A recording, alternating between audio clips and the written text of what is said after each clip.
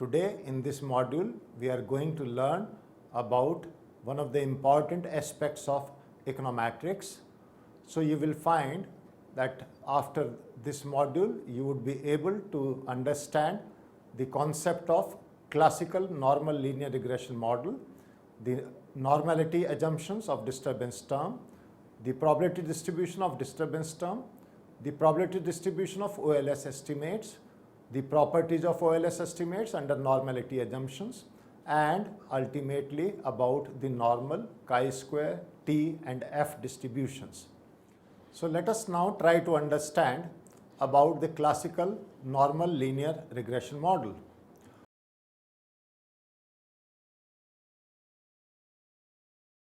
The classical theory of statistical inference consists of two branches, namely estimation and hypothesis testing. Using the method of OLS, we were able to estimate the parameters of the two variable regression model. It was also shown that these estimators possessed several desirable statistical properties such as unbiasedness, minimum variance, etc., which means the property of blue, which is defined as best linear unbiased estimator. However, these estimators, they change from sample to sample, and we are not sure if they can represent the population parameters. Hypothesis testing deals with the issue of drawing inferences about the population regression function from the sample regression functions. To relate the estimated parameters B0, B1, sigma hat square to their true values beta 0, beta 1, sigma square, we need to know the probability distributions of B0, B1 and sigma hat square.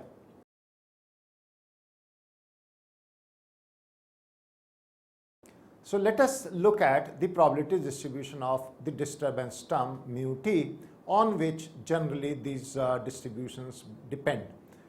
We know that B2 is equal to sigma Ci yi, where Ci was defined and is defined as xi upon sigma xi square.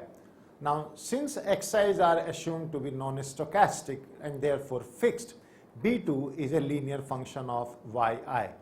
Now, if you rewrite the above equation in terms of population regression function, we will obtain B2 equal to sigma Ci into beta 0 plus beta 1 xi plus mu I. Since Ci, beta 0, beta 1 and xi are fixed, B2 is a linear function of the disturbance term mu I, which is assumed to be random. So the probability distribution of B1 and similarly of B0 will depend on the probability distribution of mu I. Now, this assumption of probability distribution of mu I is therefore necessary for hypothesis testing. If we assume that mu I follows normal distribution and add this to the assumptions of the classical linear regression model, that is CLRM, we get the classical normal linear regression model, which is in abbreviated form known as CNLRM.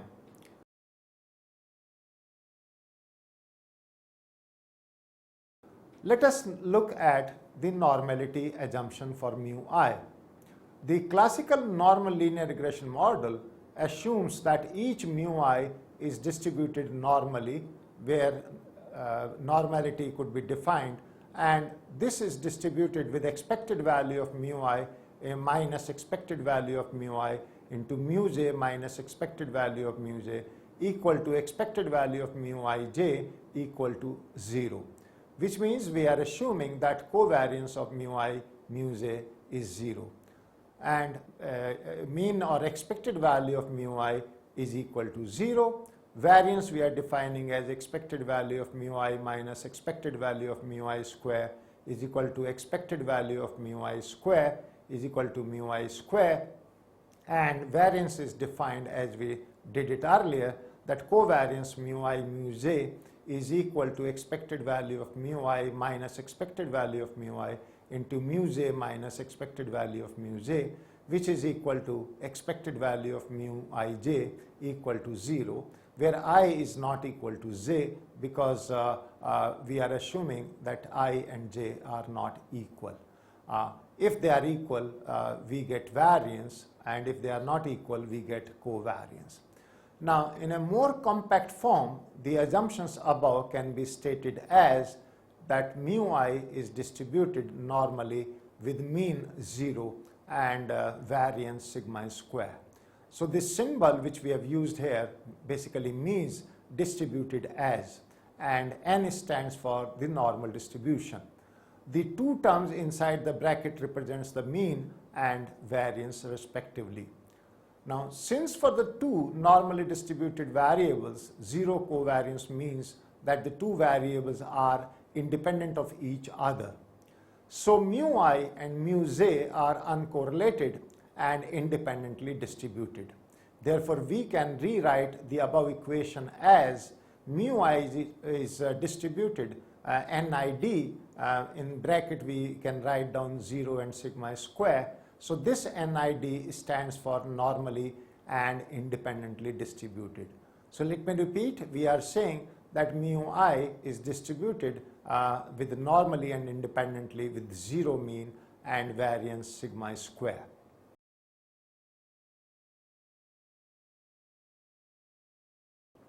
The question which arises is, and which I am sure many of you may be having in your mind, that why do we need this normality assumption? Why is it necessary? So let me try to explain that to you, that why this assumption is required and why do we make this assumption. This disturbance term mu I represents large number of explanatory variables that are not introduced in the model, but they may have influence on the dependent variable. Now, we wish that the influence of this neglected variables or variable is small and at best random. The central limit theorem states that if there are a large number of independent and identically distributed random variables, the distribution of their sum will tend towards a normal distribution, as the number of such variables tends towards infinity, which means as it increases, this sum, as we have said earlier, would tend to be a normal distribution.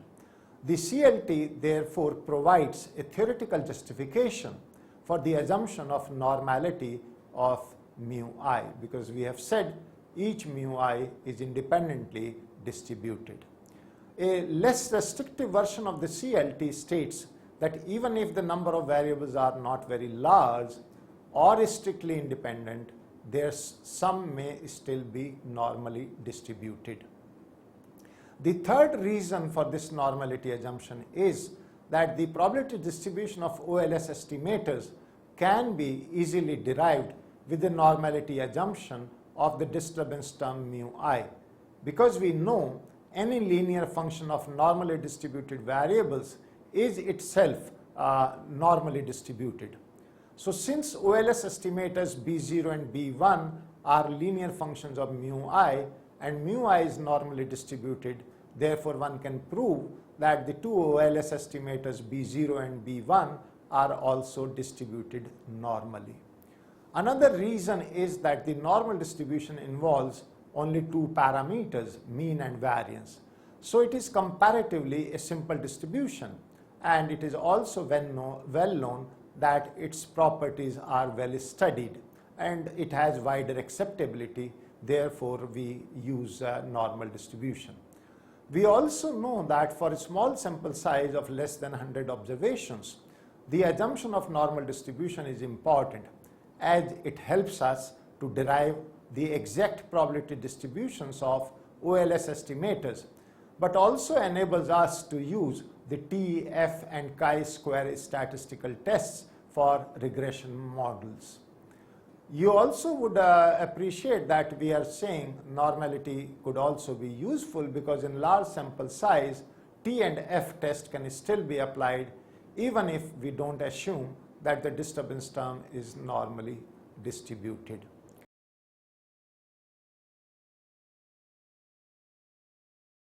So having understood the reason for this assumption of normality, let us now try to understand the properties of OLS estimators under normality assumptions. The OLS estimators, they basically possess certain properties under the normality assumptions. They are unbiased.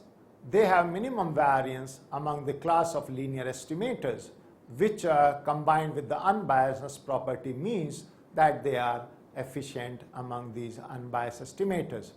They are also consistent estimators and converge to their population values or true population values.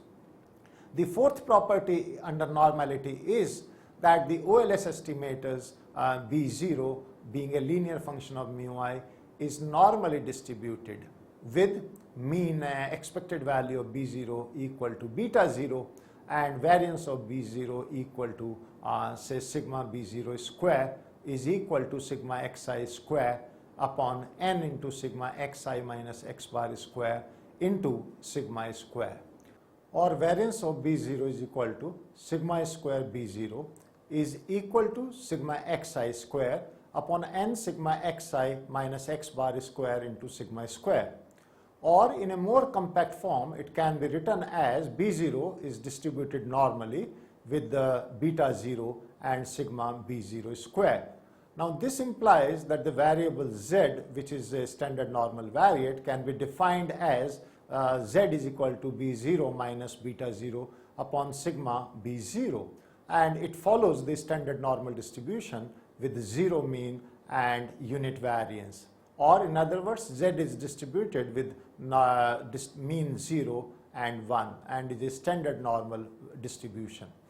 The OLS estimator B1 being a linear function of mu I can also be similarly defined as a normally distributed with mean expected value of B1 equal to beta 1 and variance of B1 equal to sigma B1 square into sigma square upon sigma x minus x bar square.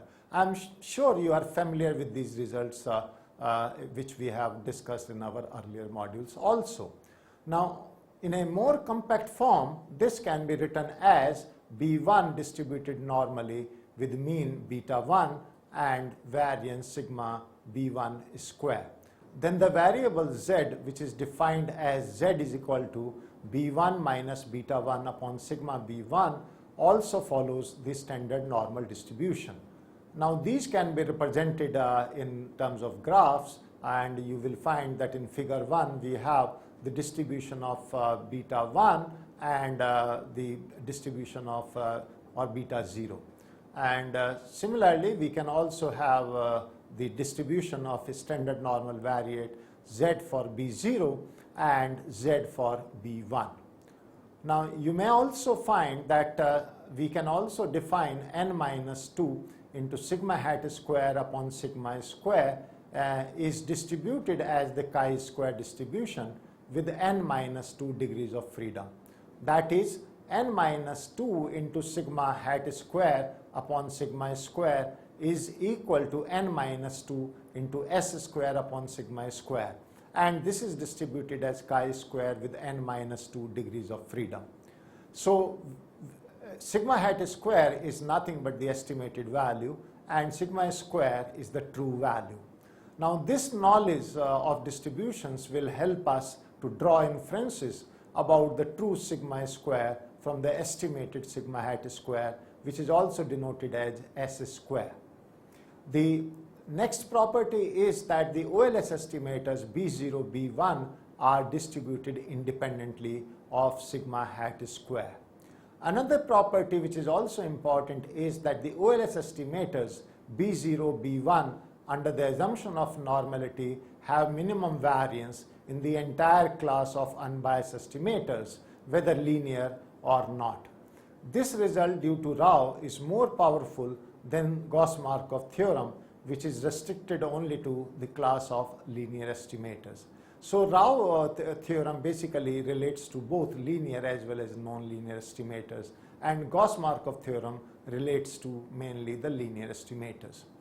Thus, OLS estimators are not only blue, but are best unbiased estimators blue as well in terms of the linear and non-linear. So we may define them as the minimum variance in the entire class of unbiased estimators, and hence can be written as MVUE minimum variance unbiased estimators.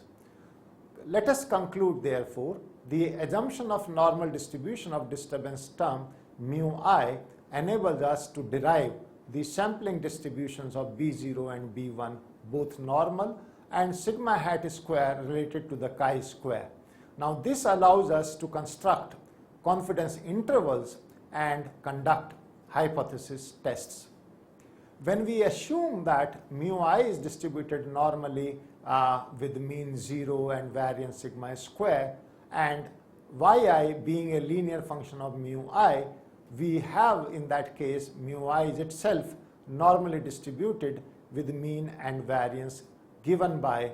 So when we assume that mu I is distributed normally with mean 0 and variance sigma square, and we know yi being a linear function of mu I, then we find that mu I is itself normally distributed with mean and variance given by expected value of yi equal to beta 0 plus beta 1 xi, and variance of yi comes out to be equal to sigma square, which is same as variance of mu I.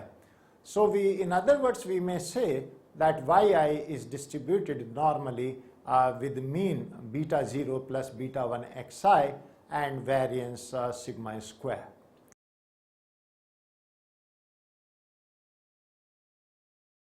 Now, having understood the distributions of yi and earlier of b0 and b1, let us now look at the student's t statistic. Now, we have b1 distributed normally with beta 1 and sigma b1 square, and b0 distributed normally with beta 0 and sigma b0 square. Now, we convert the normally distributed OLS estimators into z variable, which we already know are also distributed as normally with mean 0 and variance 1. We convert the normally distributed OLS estimators into z variable, which are distributed as normally with the 0 mean and variance 1. Now, so we can define zb0 equal to b0 minus beta 0 upon sigma b0, which comes out to be equal to b0 minus beta 0 upon sigma xi square upon n sigma xi minus x bar square into sigma square whole under the root. And this is equal to zb0 is equal to b0 minus beta 0 into under root of n sigma xi minus x bar square divided by sigma xi square and whole divided by sigma. This is distributed normally with mean 0 and variance 1.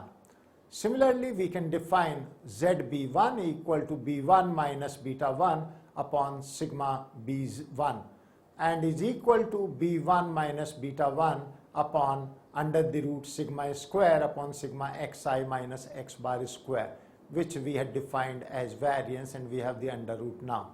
Now, this gives us zb1 equal to b1 minus beta 1 into under the root sigma xi minus x bar square whole divided by sigma, and this we know is distributed normally with mean 0 and variance equal to 1. Now, if we substitute s square for sigma square, where sigma square is generally not known, then we will have tb0 equal to b0 minus beta 0 upon sb0, and we may in that formula which we had discussed earlier substitute sigma square by s square. But now when we define zb0 equal to b0 minus beta 0 into under the root n into sigma xi minus x bar square upon sigma xi square upon s, it is distributed as t with degrees of freedom n minus 2. Similarly, we can also write down tb1 equal to b1 minus beta 1 into under root sigma xi minus x bar square upon s, which is also distributed as t with n minus 2 degrees of freedom. The degree of freedom here is n minus 2 because we are dealing with simple linear regression model, and we are estimating two parameters, beta 0 and beta 1.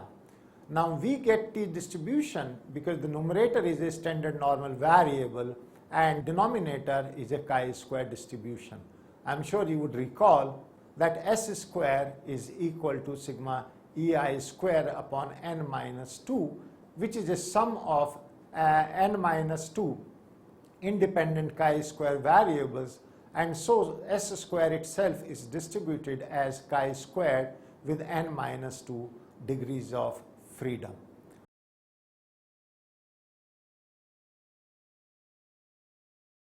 Now let us look at few more important probability distributions.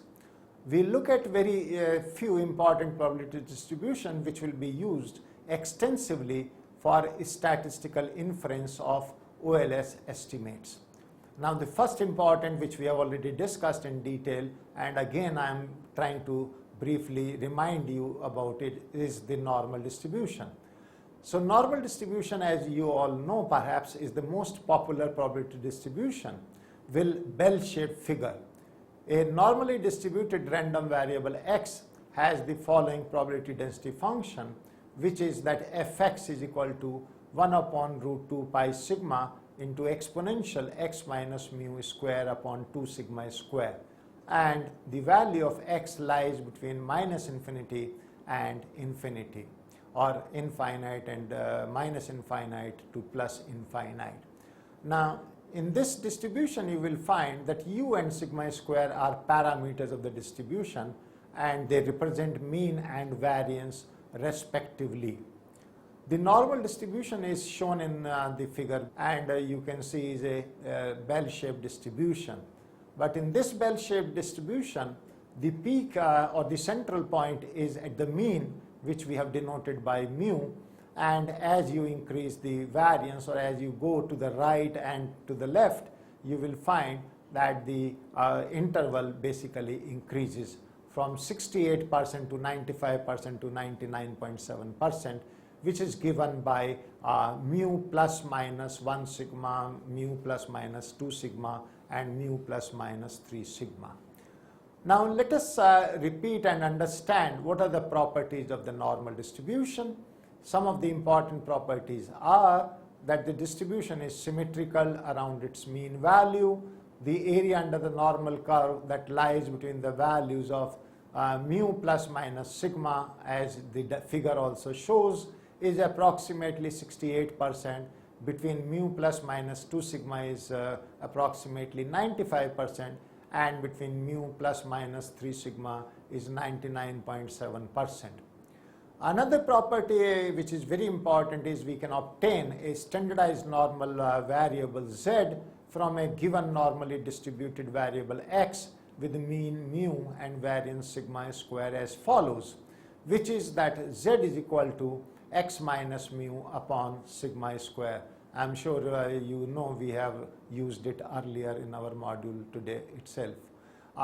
This standardized normal variable z has zero mean and unit variance.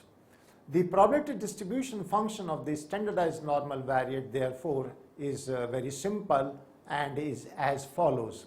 Fz therefore is equal to 1 upon root 2 pi into exponential of z square by 2. Now we usually denote a normally distributed variable as x distributed as n with mean mu and variance sigma square. Now this symbol, as we said earlier, is the symbol of distributed as.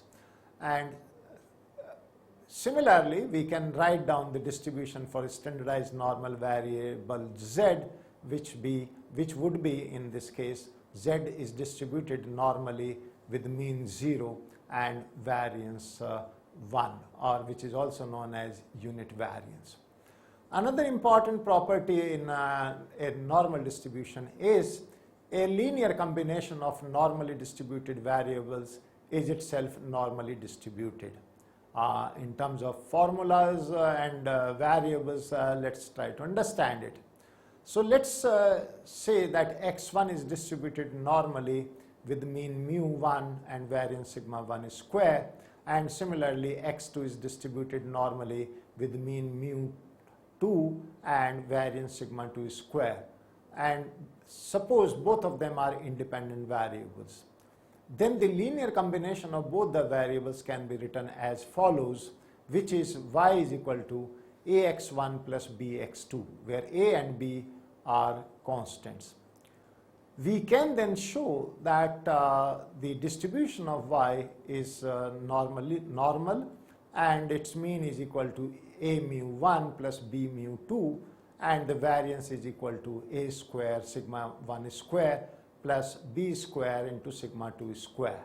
Let me remind you, this is under the assumptions of independent variables, which means x1 and y1 we have presumed, or x1 and x2 in this case we have presumed are independently distributed.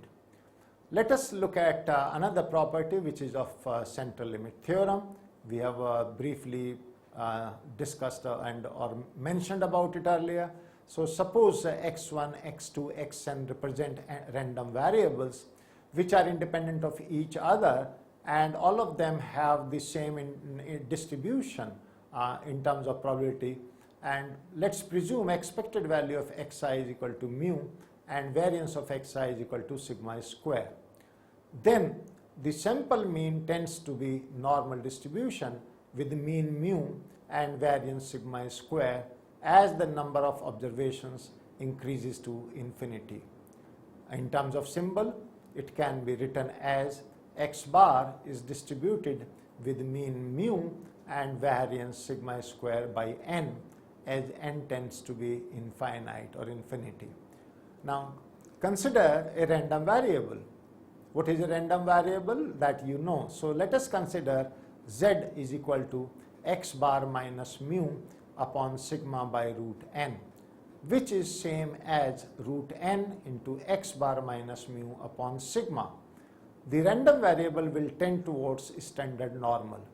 So z is distributed normally with mean 0 and variance equal to 1. Now let us look at the test of normality. A normal distribution will always have skewness equal to 0 and kurtosis equal to 3. In other words, a normal distribution is symmetric and mesokurtic.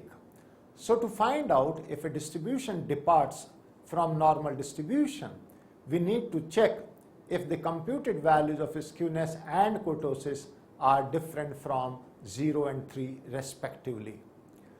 The formal test can be done by Jack-Barra test of normality, which is defined as follows: JB equal to n into s square by 6 plus k minus 3 square by 24, where s means skewness and k means kurtosis. Now under the null hypothesis, JB is distributed as a chi-square statistics with 2 degrees of freedom. Students, you can see in this formula that if skewness is 0 and kurtosis is 3, then both the terms, the first term and the second term in the bracket, will tend to be equal to 0, and therefore the Jack-Barra statistics will be close to 0. The mean and variance of a random variable which follows normal distribution are independent of each other. This is another property which is very useful in econometric literature. Let us take an example. So this is our example number 1. Suppose that x follows a normal distribution with mean of 6 and variance of 9. That is, x is normally distributed with mean 6 and variance 9. Find the probability that x will take a value between x1 equal to 3 and x2 equal to 9. What is the solution? Let us look at the solution. So we first calculate the value that z takes, which is as follows: z1 is equal to x1 minus mu upon sigma, and therefore is equal to 3 minus 6 upon 3 in our current example, and is equal to minus 1. Similarly, z2 is equal to x2 minus mu upon sigma and is equal to 9 minus 6 upon 3 is equal to 3. Now we use table under normal distribution to find the probability that the two values of z will take. So probability of z between 0 and 1 is equal to 0.3413. By using the notion of symmetry, we have probability of z greater than -2 or less than equal to 0 is equal to 0.3413. Therefore, the probability that x will lie between x13 and x29 is 0.3413 plus 0.3413, 0.6826. Let us now look at the second distribution, which is the chi-square distribution.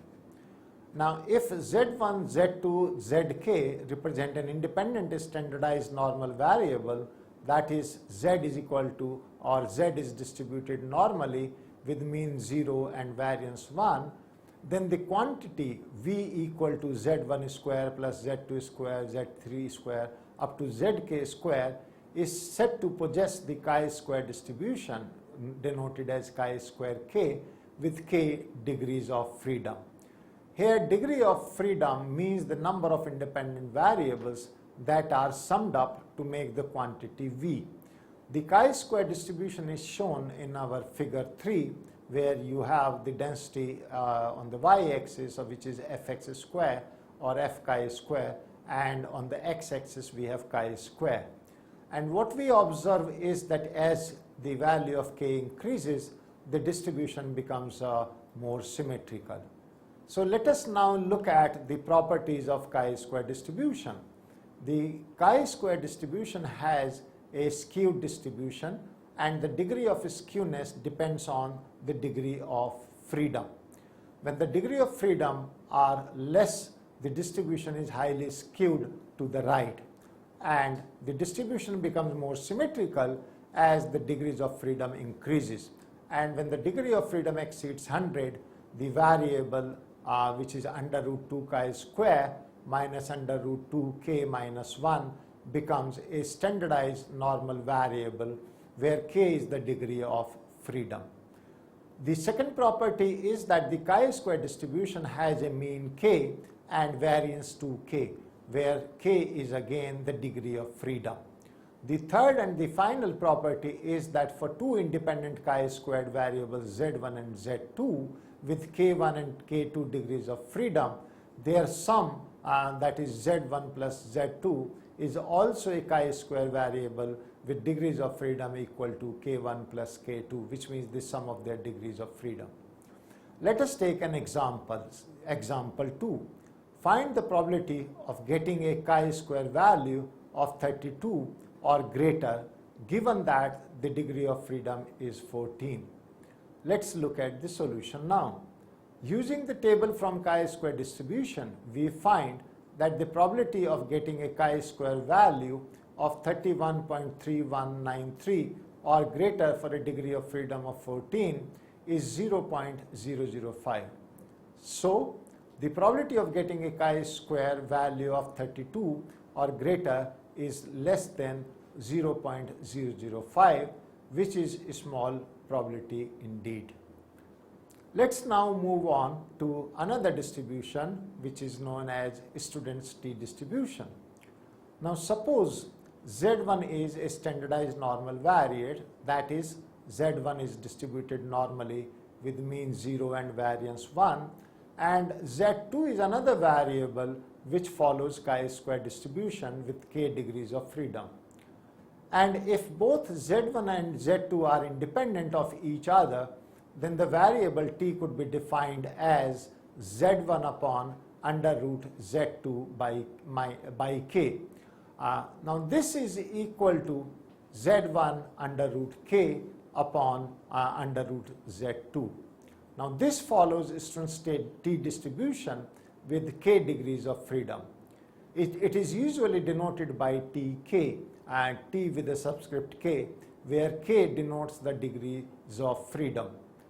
And this t distribution is shown in figure 4, where you may have again student's t distribution for various degrees of freedom, and we have for k equal to 5, k equal to 20, and k equal to 120, which is almost a normal distribution. So let's see what are the properties of t distribution.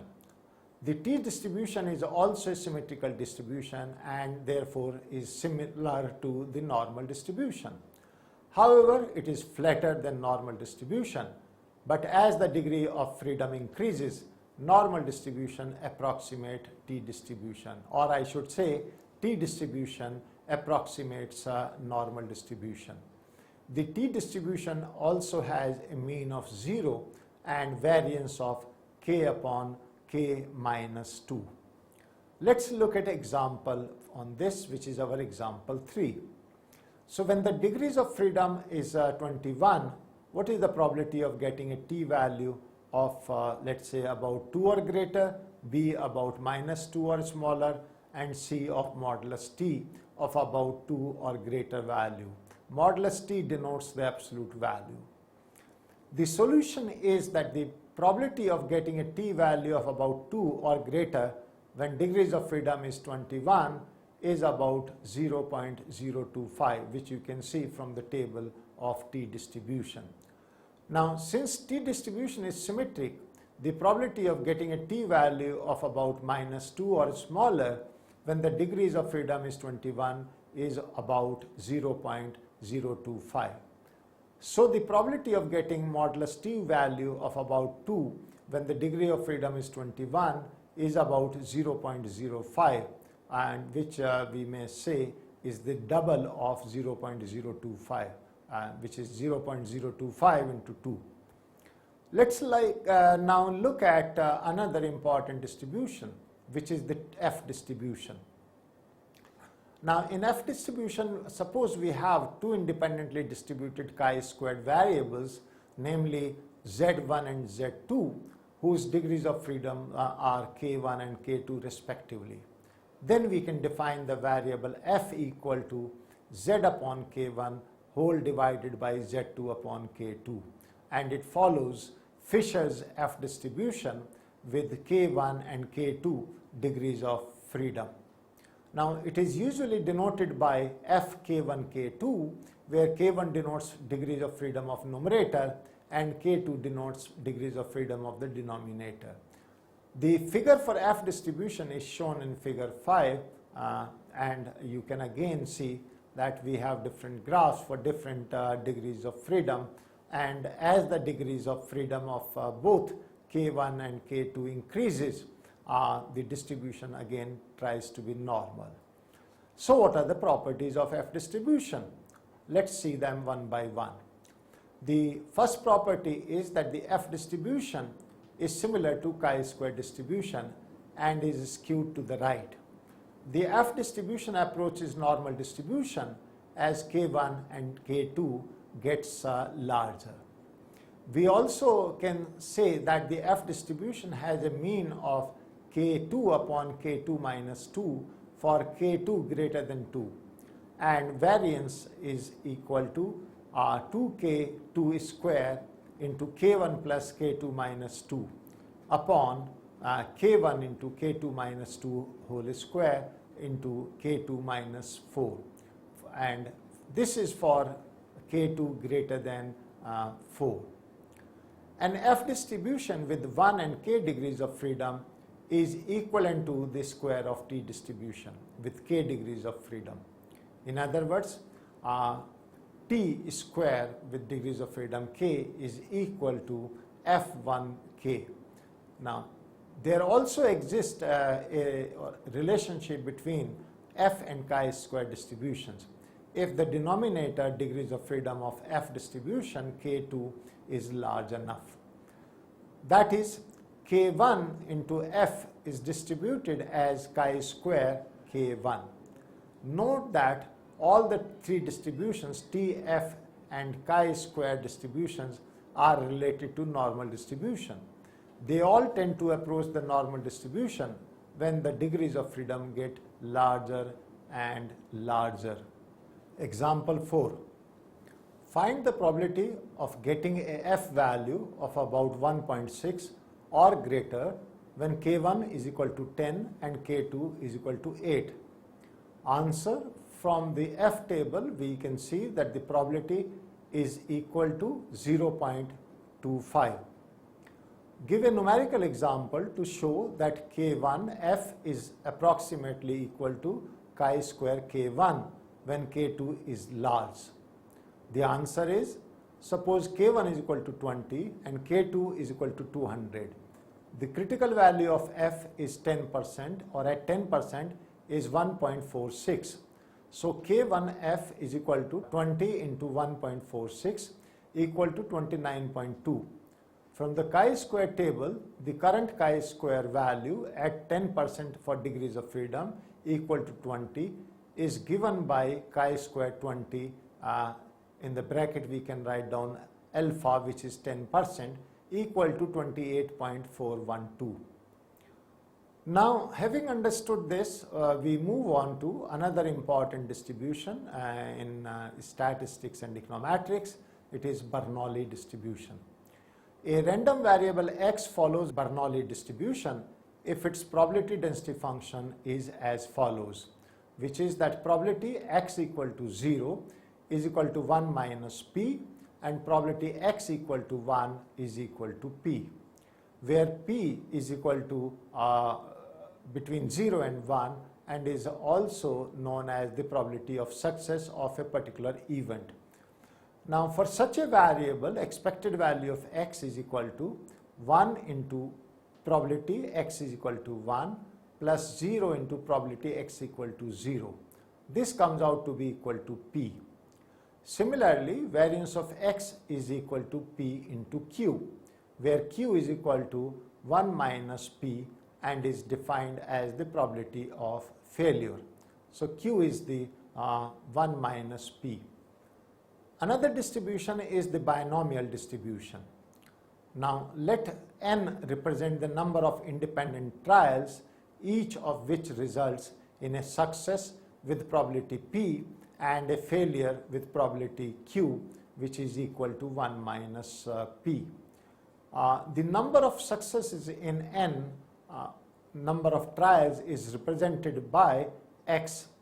Then x follows binomial distribution, whose probability density function is fx is equal to ncx into p raised to power x into 1 minus p raised to power n minus x, where x is the number of successes in n trials, and where n by x or ncx is equal to n factorial upon x factorial into n minus x factorial. So n factorial is read as n factorial and is equal to n into n minus 1 into n minus 2, so on till 1. The binomial distribution has two parameters, namely n and p. So in binomial distribution we have expected value of x equal to np and variance of x is equal to npq, or np into 1 minus p. Let's take an example of this binomial distribution. A new treatment for swine flu has 20% probability of complete cure. On trial basis, 35 patients were given a treatment. What is the probability at least 10 patients will be cured completely? The solution is that let x is the number of success in 35 trials.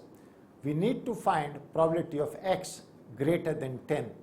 From the binomial distribution table, we find that probability of x greater than 10 is equal to 0.1457. So we can say that the probability at least 10 patients will be cured is equal to 0.1457. Let's look at another distribution, the Poisson distribution, which is a discrete distribution. A random variable x follows a Poisson distribution if its probability distribution function is given as fx is equal to e raised to power minus lambda, lambda raised to power x upon x factorial, for x equal to 0, 1, 2 up to a particular number, which could be n, which is finite, and lambda is greater than 0. Now there is only one parameter lambda in this Poisson distribution. Now, one important characteristic of this Poisson distribution is that the expected value of lambda is equal to its variance, which means we are saying that expected value of x is equal to variance of x is equal to lambda. The Poisson model is useful in modeling infrequent or rare phenomena such as number of accidents during festival seasons, or number of telephone calls during next 10 minutes, or the number of birth delivery in a maternity ward during Sunday.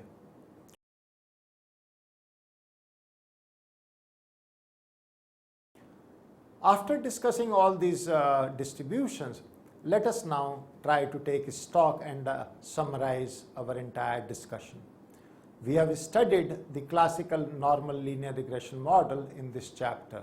Also, the classical normal linear regression model is understood and is different from the classical linear regression model.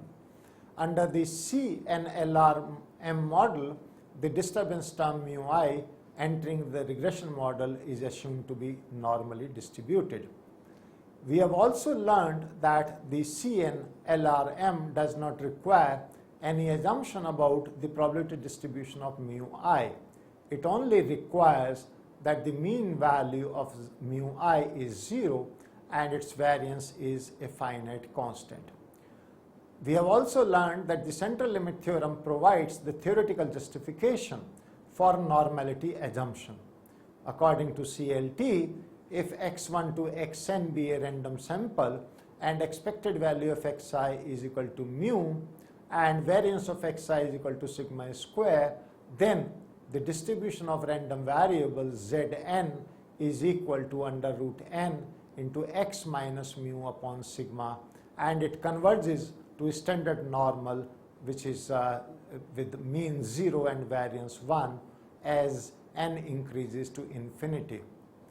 We have also learned how when we assume that disturbance term is normally distributed, the OLS estimators are best unbiased estimators, which means we can say they are BUE instead of BLUE.